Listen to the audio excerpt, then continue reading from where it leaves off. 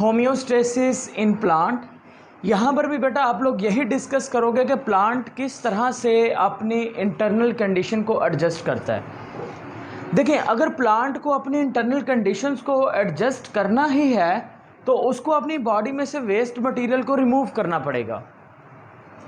अगर वो waste material plant की बॉडी के अंदर रहते हैं, देन वेस्ट मटेरियल्स के प्लांट की बॉडी के अंदर रहने की वजह से जो नॉर्मल मेटाबॉलिज्म्स होंगे वो डिस्टर्ब्ड हो जाएंगे।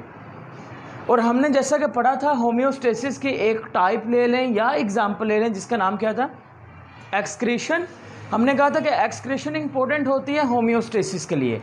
इसका मतलब है अगर प्लांट को भी होम्योस्टेसिस मेंटेन करनी है, प्लांट को भी अपने वेस्ट प्रोडक्ट रिमूव करने पड़ेंगे।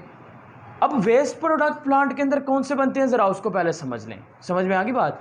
तो अगर आपने ये टॉपिक लिखना है एज अ लॉन्ग क्वेश्चन के लिए, तो बेटा आप पहले होम्योस्टेसिस की अगर डेफिनेशन करना चाहते हो तो आप उसको डिफाइन कर लें। पहले आप इसको डिफाइन करें। Homeostasis is actual the maintenance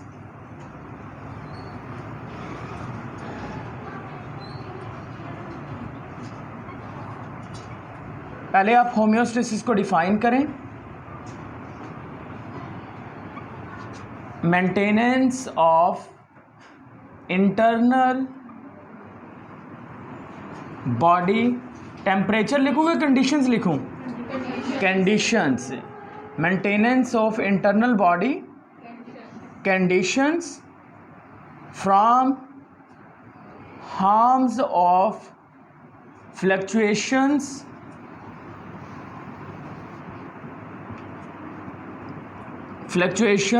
in external environment। External environment में चेंजेस आने के बावजूद अपनी बॉडी की इंटरनल कंडीशन को मेंटेन करने का होम्योस्टेसिस कहेंगे। अब प्लांट के अगर हम बेटा वेस्ट मटेरियल्स की बात करते हैं तो प्लांट के अंदर जो वेस्ट मटेरियल्स बनते हैं उनमें पहली एक वेस्ट गैस बनती है जिसका नाम क्या होगा, कार्बन डाइऑक्साइड, जो कि हमने चैप्टर नंबर 1 में पढ़ा था कि हर सेल के अंदर एक प्रोसेस हो रहा है जिसका नाम क्या होता है, सेलुलर रेस्पायरेशन। और सेलुलर रेस्पायरेशन की वेस्ट गैस कौन सी होती है? इसी तरह से बेटा फोटोसिंथेसिस प्लांट के अंदर हो रही है दिन के वक्त, उस वक्त वेस्ट गैस कौन सी होगी? ऑक्सीजन। इसी तरह से प्लांट बेटा जो वाटर होता है वो रूट्स की मदद से एब्जॉर्ब भी करते हैं, सेलुलर रेस्पायरेशन के दौरान भी बनता है। तो तीसरी जो चीज़ वेस्ट हो सकती है वो क्या होगा? वाटर। और सबसे इम्पोर्टेंट जो मटेरियल वेस्ट मटेरियल होता है प्लांट की बॉडी के अंदर, that is a nitrogenous waste. वो कौन सा होगा? Nitrogenous waste material. तो बेटा यहाँ पे मैं आपको स्टार्ट पे बता देता हूँ, ये लॉन्ग क्वेश्चन के तौर पर ये टॉपिक बहुत ही कम बार आया है। शॉर्ट क्वेश्चन यहाँ से बन सकते हैं, लॉन्ग क्वेश्चन एमसीक्यूज बेटा अगर बने तो आपके जो लास्ट हेडिंग है इस हेडिंग से सिर्फ एमसीक्यूज बनेंगे, नाइट्रोजीनियस वेस्ट मटेरियल वाली हेडिंग से। बाकियों से अगर बने तो शॉर्ट क्वेश्चंस वगैरह बन जाएंगे। ओके, पहले बेटा हम जिक्र कर लेते हैं कार्बन डाइऑक्साइड एंड ऑक्सीजन के बारे में कि प्लांट किस तरह से प्लांट के अंदर कार्बन डाइऑक्साइड बनती है और उसके बाद वो कार्बन डाइऑक्साइड और ऑक्सीजन रिमूव होती है। Carbon dioxide and oxygen.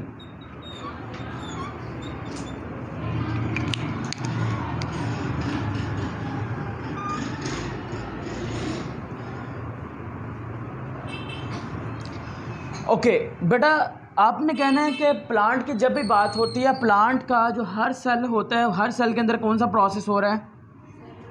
Cellular respiration. अगर आप में से कोई इक्वेशन लिखना चाहता है तो ठीक है, अदर नहीं लिखना चाह रहा है तो ना लिखिए। तो आपने कहना है कि सेलुलर रेस्पायरेशन के दौरान ग्लूकोज की ब्रेकडाउन होती है। ग्लूकोज की ब्रेकडाउन के नतीजे में क्या होता है कि कार्बन डाइऑक्साइड बन जाती है और वाटर बनता है, और यहाँ पर कार्बन डाइऑक्साइड एक वेस्ट गैस होती है।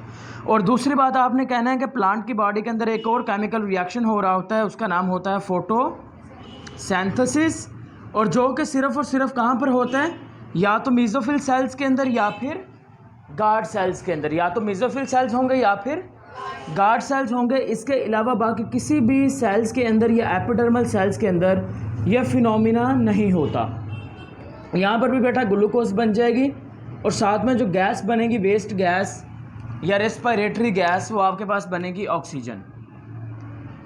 आपने बेटा यहाँ पर जिक्र करना है, आपने कहना है कि ड्यूरिंग द डे टाइम। आप यहाँ पे क्या लिखोगे?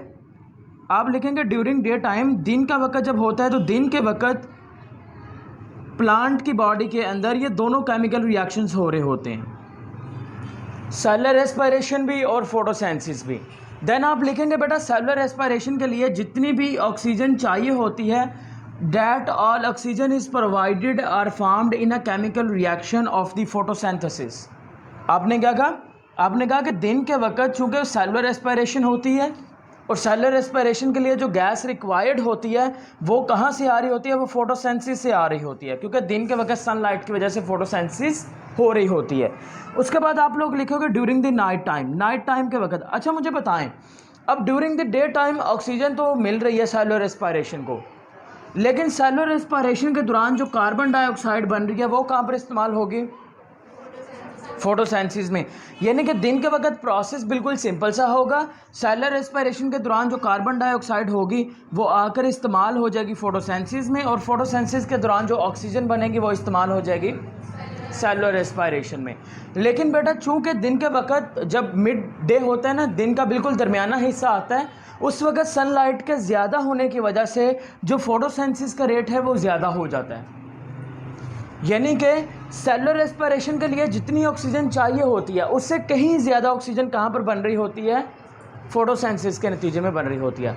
अब इस सूरत में प्लांट को क्या करना चाहिए? वो क्या करेगा प्लांट? बेटा जितनी उसको ऑक्सीजन चाहिए होगी वो इस्तेमाल कर लेगा, और बाकी जो ऑक्सीजन होगी वो अपनी बॉडी से क्या कर देगा? रिमूव कर देगा। Is that clear? किसकी मदद से रिमूव कर देगा? स्टोमेटा के ज़रिए से रिमूव कर देगा। तो हम कहेंगे कि यहाँ पर देखिए प्लांट ने अपनी बॉडी से एक जो वेस्ट गैस है उसको क्या कर दिया है? रिमूव कर दिया। यानी कि दिन के वक्त ड्यूरिंग डे टाइम प्लांट कौन सी गैस रिमूव कर रहे होते हैं? ऑक्सीजन। यानी कि हम कहेंगे during the day time plant क्या करेंगे? रिलीज ऑक्सीजन रिलीज़ कर रहे होते हैं। लेकिन अब नाइट टाइम की बात करते हैं, ड्यूरिंग द नाइट। अब रात के वक्त बेटा क्या सनलाइट होती है? नहीं होती। ओके, अगर बेटा रात के वक्त सनलाइट नहीं है तो इसका मतलब ये हुआ ना कि रात के वक्त फोटोसिंथेसिस नहीं हो रही। अगर रात के वक्त बेटा फोटोसिंथेसिस नहीं हो रही लेकिन सेलुलर रेस्पिरेशन तो हो रही है, और सेलुलर रेस्पिरेशन में गैस कौन सी चाहिए होती है? ऑक्सीजन। इसका मतलब है दिन के वक्त प्लांट ऑक्सीजन रिलीज़ करते हैं और रात के वक्त ऑक्सीजन को क्या करेंगे? एब्जॉर्ब करेंगे या ऑक्सीजन को इनटेक करेंगे। और दिन के वक्त बेटा सेलुलर रेस्पिरेशन के दौरान जो कार्बन डाइऑक्साइड बनती थी वो इस्तेमाल होती थी फोटोसिंथेसिस में। अब रात के वक्त चूँकि फोटोसिंथेसिस नहीं हो रही तो प्लांट ये कार्बन डाइऑक्साइड को क्या कर देंगे? रिलीज़ कर देंगे। तो रात के वक्त जो प्लांट होते हैं वो ऑक्सीजन ले रहे होते हैं और कार्बन डाइऑक्साइड क्या कर रहे होते हैं? रिलीज़ कर रहे होते हैं। तो ये बेटा आपके पास प्रोसेस आ गया, यानी कि कार्बन डाइऑक्साइड और ऑक्सीजन के रिमूवल का during the day time and during night time in plant. इसी को आपने थ्योरेटिकली फॉर्म के अंदर कंप्लीट लिख देना। Is that clear? Okay, next बेटा हम बात कर लेते हैं वाटर के बारे में। वाटर मेंटेनेंस या वाटर को किस तरह से मेंटेन करते हैं, क्योंकि बेटा यहाँ पर बात असल में हो रही है होम्योस्टेसिस की। होम्योस्टेसिस में हम हर चीज़ को मेंटेन करते हैं। हमने कहा था कि वहाँ पर ऑस्मो रेगुलेशन भी होगी, एक्सक्रीशन भी होगी, और ऑस्मो रेगुलेशन में वाटर का जिक्र आता है कि नहीं? ऑफ कोर्स आता है। तो इसी वजह से यहाँ पर किसकी बात होगी? वाटर की बात करने वाले हैं। बेटा होता यहाँ पर इस तरह से है, जो पानी होता है ना, पानी वाटर जो होगा बेटा वो रूट्स के ज़रिए से कहाँ पर पहुँच जाएगा? वाटर इज़ एब्जॉर्ब्ड, वाटर को एब्जॉर्ब किया जाएगा विद द हेल्प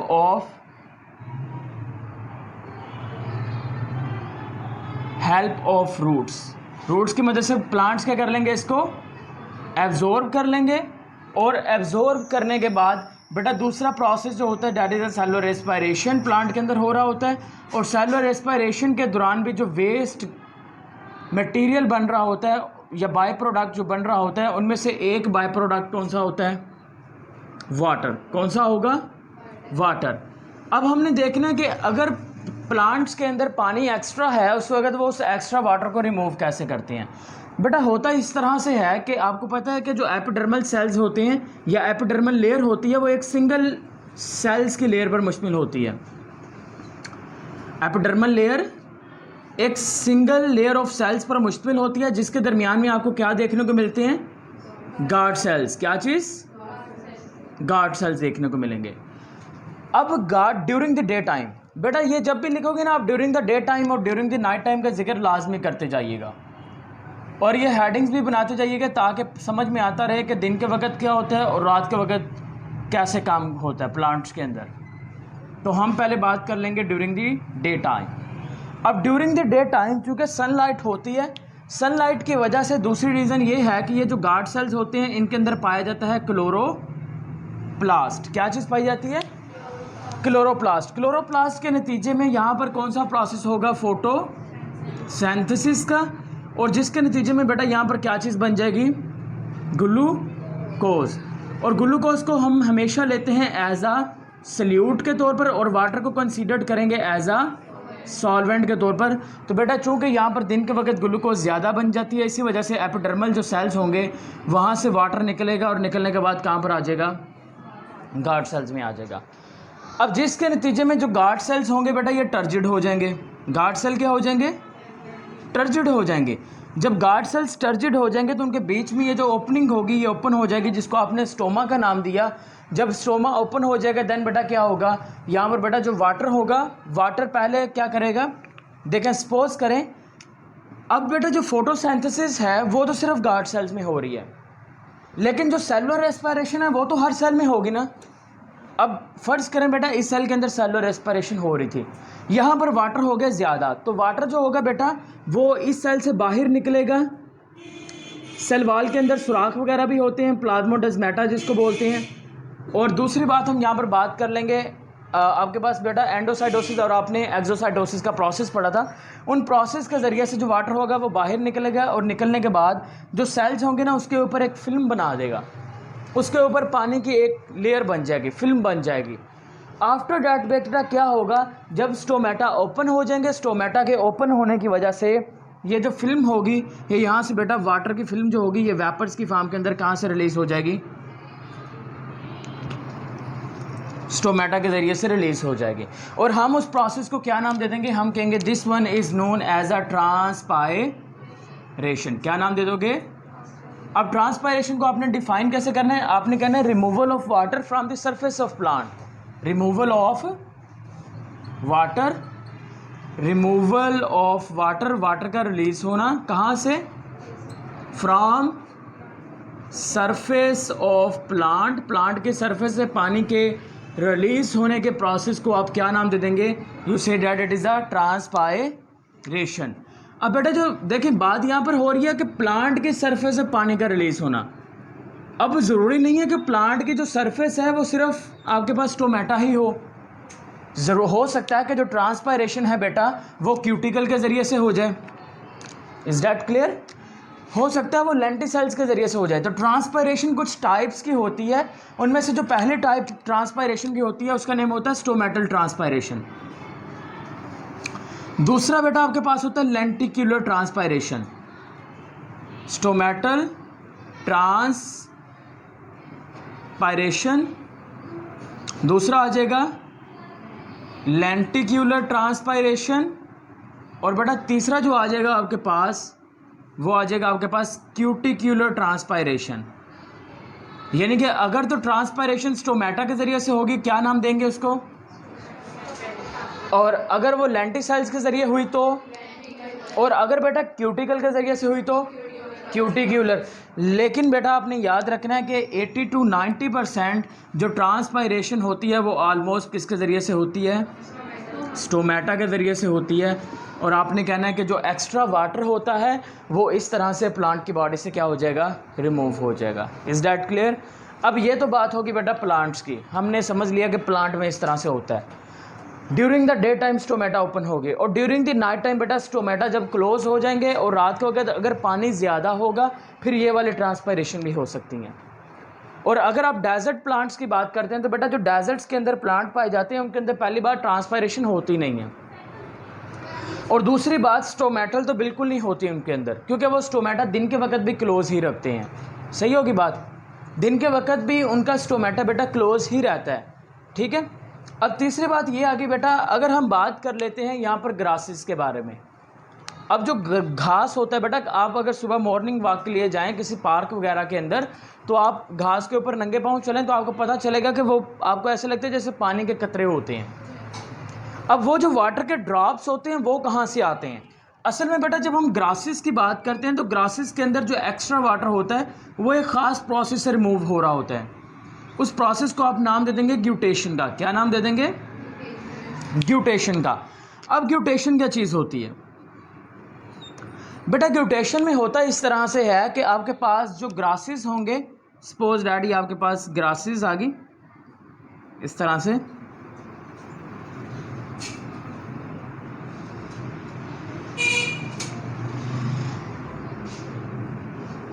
बेटा इन ग्रासेस के एजिस के ऊपर, ग्रासेस के एजिस जो किनारे होंगे ना, इन किनारे के ऊपर वाटर के ड्रॉपलेट्स बन जाते हैं। और जब इन एजिस के ऊपर वाटर के ड्रॉपलेट्स बन जाएंगे, उस प्रोसेस को आप क्या नाम दे देंगे? ग्यूटेशन का। क्या नाम दे दोगे? ग्यूटेशन। आपने क्या कहा? आपने सिंपल ये कहा कि वाटर ड्रॉपलेट्स बन जाएंगे, water droplets at the edges of grass, grass के जो एजिस होंगे वहाँ पर वाटर के ड्रॉपलेट्स बन जाना, और वाटर का इस फॉर्म के अंदर रिलीज होने के प्रोसेस को क्या नाम दे दोगे? ग्यूटेशन का नाम दे देंगे। अब आखिरी एक चीज़ आगे वो है नाइट्रोजीनियस वेस्ट। बेटा जो प्लांट्स हैं, प्लांट्स अपने नाइट्रोजीनियस वेस्ट को रिमूव कैसे करते हैं?